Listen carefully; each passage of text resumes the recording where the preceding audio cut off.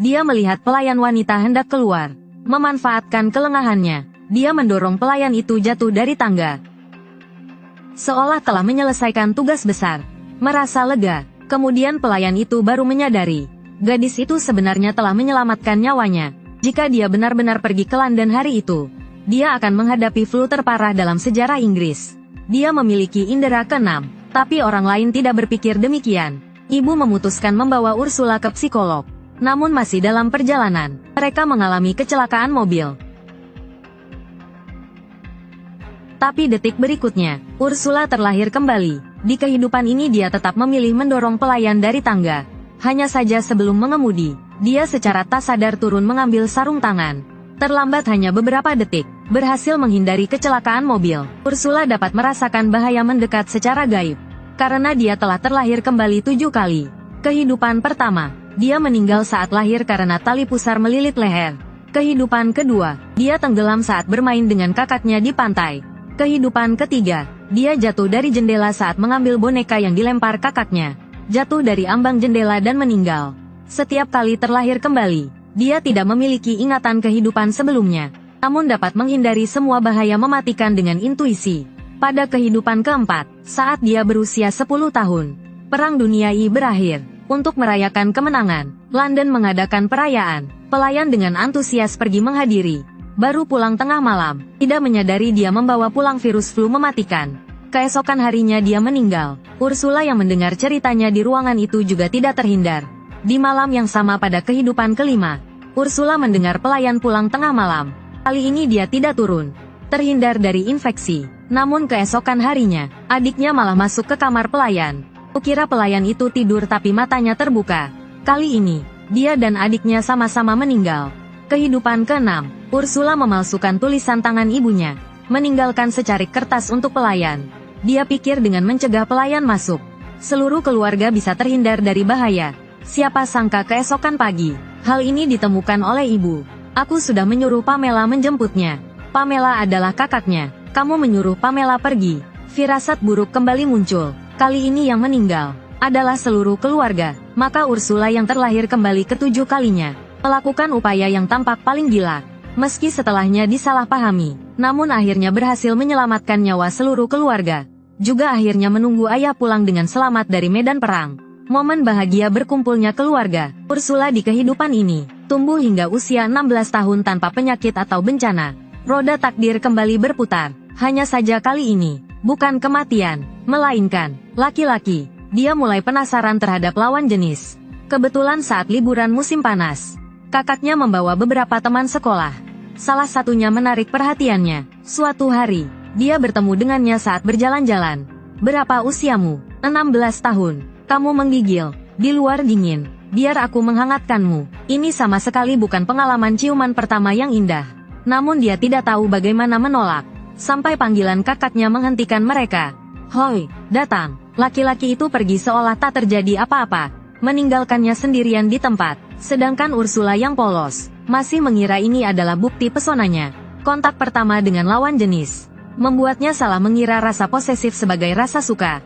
Tidak disadarinya yang dilihat lawan hanyalah kepolosannya yang mudah dibodohi. Maka saat pertemuan berikutnya, dia bertindak lebih berani. Laki-laki itu melepas ikat pinggangnya. Dia ingin melawan, namun dia menutup mulutnya sebelum dia berteriak. Tidak apa-apa. Dia dilecehkan seperti itu, di tangga belakang rumahnya sendiri. Hanya terpisah satu dinding dari tempat orang tuanya sarapan. Gadis Inggris kamu lumayan juga. Laki-laki itu pergi begitu saja. Sesuatu dalam hati Ursula mati. Dia pernah penuh dengan fantasi tentang cinta. Siapa sangka kenyataan seperti ini. Sejak hari itu, dia tenggelam dalam rasa malu yang mendalam. Sama sekali tidak menyadari perubahan tubuhnya. Sampai ibu mengingatkan dengan halus. Dia akhir-akhir ini tambah gemuk. Hanya lemak bayi aku juga pernah mengalaminya. Dia baru menyadari ada yang tidak beres. Ursula mengeluarkan buku biologi yang tersimpan di dasar kotak. Terpaksa menerima kenyataan bahwa dia hamil. Dunianya runtuh pada saat ini. Berlari ke stasiun kereta, merasa putus asa. Dia bermaksud melompat dari platform saat kereta melaju kencang. Namun kereta malah perlahan berhenti. Kukira ini kereta ekspres. Ini kereta ke London. Nama London mengingatkannya. Bibinya tinggal di sana. Bibi adalah wanita pelopor di zamannya. Tidak menikah. menghidupi diri dengan menulis kolom. Ibu sangat tidak menyukainya, menganggapnya terlalu memberontak. Tapi saat ini, dia satu-satunya orang yang bisa dimintai tolong Ursula. Ternyata Bibi langsung menerimanya tanpa banyak tanya. Bahkan membantu menelepon keluarga untuk berbohong. Aku akan membawanya ke museum dan semacamnya. Melihatnya menangis terseduh-seduh, Bibi sangat kasihan, namun juga tidak terlalu menyalahkan. Yang sudah terjadi. Untuk menyembunyikannya dari orang lain hanya bisa dengan menggugurkan kandungan. Tapi saat itu aborsi adalah ilegal. Bibi hanya bisa mencarikan klinik bawah tanah. Seorang dokter laki-laki dengan dingin menyuruhnya berbaring di meja operasi. Apa saya akan dioperasi? Tidak ada yang menjawab pertanyaannya. Perawat dengan kasar mengikat kakinya, mengabaikan ketakutannya yang tertahan, lalu memasang masker bius di wajahnya. Dengan cepat dia pingsan. Setelah operasi, Bibi membawanya pulang untuk dirawat. Dalam tidurnya dia terus bermimpi tentang hari ulang tahun. Andai saja semua ini tidak pernah terjadi. Tekanan psikologis yang besar, ditambah peradangan akibat operasi, membuatnya muntah berhari-hari tanpa henti. Demam tinggi tidak turun, akhirnya pingsan. Bibi ketakutan, terpaksa memanggil ayahnya. Kita harus membawamu ke rumah sakit. Kalian tidak boleh ke rumah sakit. Aku akan dituntut. Bagus, aku berharap mereka memenjara kamu. Lalu membuang kuncinya. Rahasianya akhirnya terbongkar. Ibu datang dari rumah, hanya mengatakan satu kalimat, bagaimana kamu bisa seperti ini? Dia bahkan tidak bertanya apa yang sebenarnya terjadi. Lalu berbalik pergi, menghadapi orang tua yang kecewa. Ursula tidak lagi berani mengungkapkan kebenaran. Dalam kegelapan malam dia seperti melihat kepingan salju yang melambangkan kelahiran kembali turun lagi. Dia mengulurkan tangannya, dengan sangat nyata ingin memeluk kematian yang familiar. Namun dunia tanpa penderitaan itu menolaknya. Dia jatuh kembali ke kegelapan. Kali ini, tubuhnya tidak mati, namun hatinya mati. Setelah keluar rumah sakit, ibu hanya bersikap dingin dan menjaga jarak pada putrinya. Rumah yang dulu hangat, kini setiap saat mengingatkannya akan rasa malunya. Untuk menghindari mimpi masa lalu, dia pergi sendirian ke London. Mendaftar kursus mengetik, ingin menjadi pegawai kantor dan mandiri. Namun iblis ada di mana-mana. Suatu hari di kelas, dia sedang berkonsentrasi berlatih mengetik buta. Tiba-tiba merasakan guru berjalan ke sampingnya. Dari napasnya yang semakin berat, dia menebak apa yang dilakukannya. Dia tidak berani melepas kain hitam penutup mata, hanya bisa berpura-pura tidak terjadi apa-apa. Hanya sejak saat itu, dia tidak pernah lagi menghadiri kelas, juga tidak bisa mendapat pekerjaan. Menjadi pegawai kantor, di dunia yang penuh niat jahat dan bahaya ini, Ursula menyusutkan dirinya semakin kecil. Dia mulai mabuk-mabukan, hanya dalam mabuk alkohol, dia bisa sementara melupakan rasa sakit dan ketakutan, kembali menjadi dirinya yang bebas. Begitulah, dalam kebencian pada diri sendiri yang semakin mendalam, dia terus berbuat salah. Biar aku bantu. Laki-laki itu mengangkatnya, juga membantu mengambilkan tasnya. Syal merah muda cantikmu penuh darah. Dia yang hampir tenggelam dalam kesepian, seperti menangkap tali penyelamat. 3 bulan kemudian, dia menikah dengan laki-laki ini. Pernikahan sangat sederhana, hanya mengundang orang tua. Setelah janji diucapkan langsung berakhir. Kenapa pernikahannya dibuat sederhana? Suamiku tidak ingin terlalu berlebihan. Ursula tidak peduli. Dia penuh harapan, merasa pernikahan bisa memberinya kestabilan. Itu sudah cukup. Malam pengantin, dia gugup memaksakan senyum. Apa yang lucu? Tidak ada. Cara intimnya seperti sedang berolahraga. Sedangkan dia hanya bagian dari kasur. Tapi yang lebih mengecewakan dari kehidupan suami istri adalah rumah yang disiapkan laki-laki itu. Penampilannya monoton dan membosankan. Bagian dalamnya sempit dan norak. Begitu masuk kamar, laki-laki itu mulai memerintahnya. Aku tahu kamu tidak terbiasa memasak. Jadi aku bisa mentolerir beberapa kali makan yang gagal. Tapi aku yakin kamu pasti bisa membaik dengan latihan. Jelas dalam hatinya, istri hanya pembantu gratis. Dia agak tidak nyaman, tapi tetap mengangguk patuh. Kemudian mereka memasuki satu-satunya ruangan yang layak. Ruang makan ini bagus sekali. Sebenarnya ini ruang kerjaku. Jangan sentuh apapun di atas meja. Dia bilang buku terakhirnya laku keras. Sekarang sedang menulis yang kedua. Tapi ketika Ursula menawarkan bantuan, dia menolak. Saat menulis seorang pria butuh 3P.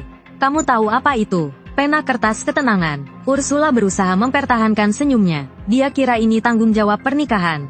Dia mengikuti laki-laki itu ke kamar tidur.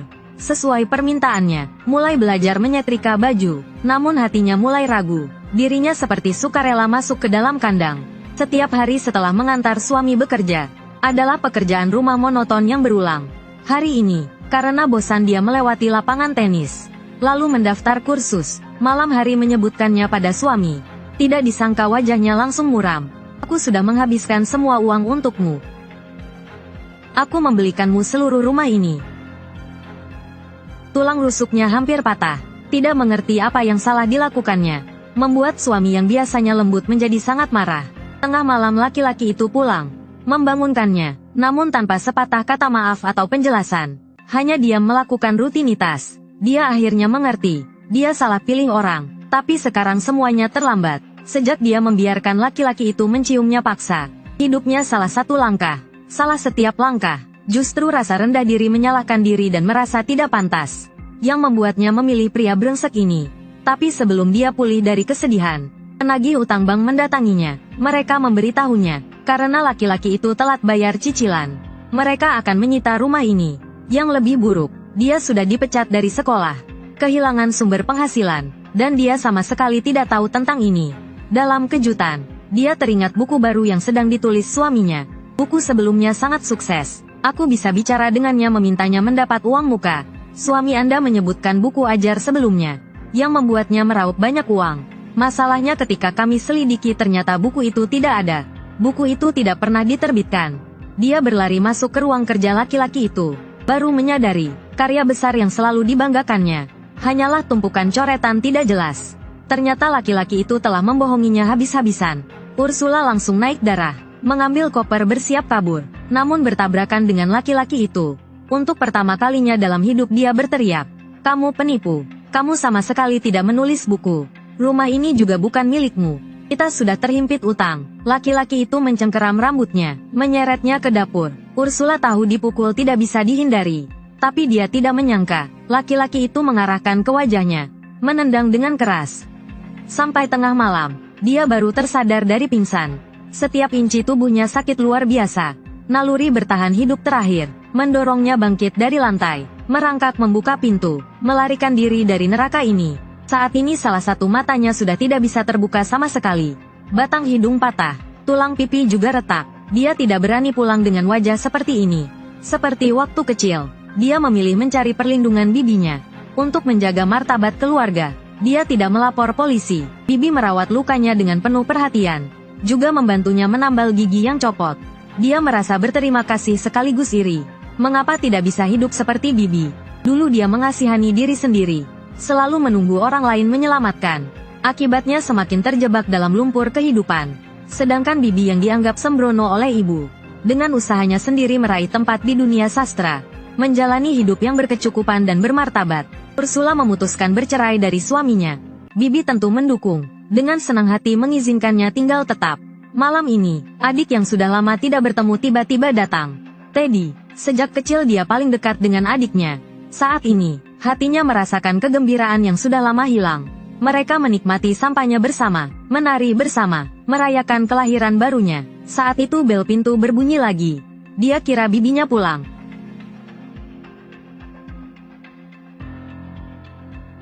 Laki-laki itu langsung menyeretnya ke ruang tamu. "Dia di mana? Lepaskan dia. Ini dia. Ini laki-laki yang bermesraan denganmu di London."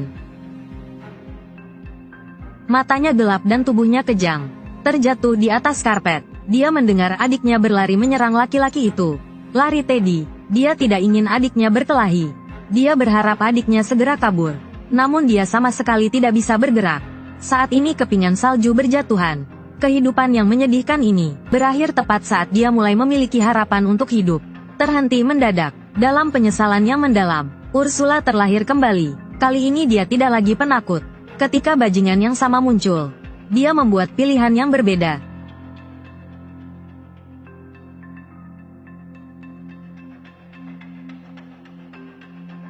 "Kenapa kamu memukul aku? Aku hanya ingin ciuman." "Hoi, hoi cepat kawan." Dia datang. Gadis Inggris kalian memang punya sesuatu. Hanya dengan satu perlawanan kecil, takdirnya berubah sepenuhnya. Bajingan yang dipukul tidak pernah lagi berani mengganggunya. Dia juga tidak hamil tak diinginkan. Tidak mengalami penderitaan besar akibat aborsi. Juga tidak tenggelam dalam rasa malu dan menyalahkan diri. Kemudian dia bertemu dengan seorang laki-laki. Ciuman pertamanya manis dan lembut. Kencan pertamanya indah dan menyenangkan. Keintiman pertamanya juga penuh perhatian dan kebahagiaan. Di kehidupan ini, dia akhirnya merasakan kebahagiaan cinta. Secara tak sadar dia sudah memutuskan, seumur hidup ini akan hidup mandiri dan bebas seperti bibinya. Jadi ketika dia dewasa, dia tidak memilih langsung menikah. Untuk lulus ujian pegawai negeri, seperti kehidupan sebelumnya, dia mendaftar kursus mengetik. Tidak mengejutkan, dia kembali bertemu guru yang mesum itu. Tapi kali ini, dia dengan berani melepas penutup mata. Lepaskan penutup mata nona-nona. Dia tidak lagi menyalahkan diri karena dilecehkan. Yang perlu merasa malu, tidak pernah seharusnya korban. Kemudian dia berhasil masuk Kementerian Dalam Negeri Inggris. Menjadi juru ketik dokumen. Pekerjaan memberinya kepercayaan diri yang cukup, juga membuatnya menjadi kebanggaan keluarga. Di kehidupan sebelumnya dia terombang-ambing karena malu. Sampai mati tidak bertemu orang tua. Di kehidupan ini dia akhirnya menebus penyesalan itu. Aku datang untuk menyelamatkan kakakku. Lepaskan dia. Sayang kebahagiaan tidak berlangsung lama. Perang Dunia II pecah. Suatu sore, kakaknya membawa kabar buruk. Adiknya gugur di garis depan. Kita kehilangan dia. Sejak saat itu, di hati Ursula terbuka luka yang tak akan pernah sembuh. Bagian yang ikut mati bersama adiknya, menjadi kekosongan yang tak bisa diisi sepanjang hidupnya. Di kehidupan ini dia hidup hingga usia lanjut. Menjelang ajal dia kembali teringat adiknya. Teringat sore hari menerima berita kematian adiknya. Saat itu tidak peduli apa kata kakaknya. Dia hanya terus mengulang satu kalimat. Aku akan membawanya kembali. Apa? Aku akan membawanya kembali. Diiringi pikiran terakhir ini, kepingan salju kembali berjatuhan. Ursula terlahir kembali.